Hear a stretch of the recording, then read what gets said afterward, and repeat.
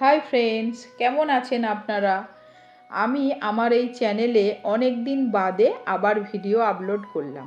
আর আপনারা আমাকে আগের মতো সাপোর্ট করবেন এই আশা রেখে একটা ছোট্ট ভিডিও আপনাদের জন্য নিয়ে আসলাম।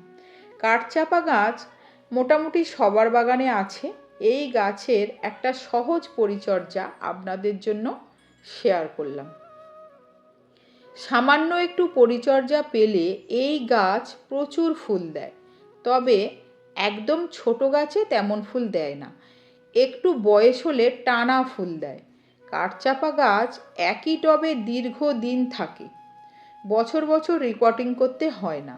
আর খাবার বলতে জৈব মিশ্র সার সব থেকে ভালো। এই সার আপনারা যে কোনো সারের দোকানে পেয়ে যাবেন। আর টবের মাটি শুকনো হলে তবেই জল দেবেন। তো আজকে এইটুকু, আবার আসবো অন্য কোনো ভিডিও নিয়ে। জয় শ্রীকৃষ্ণ।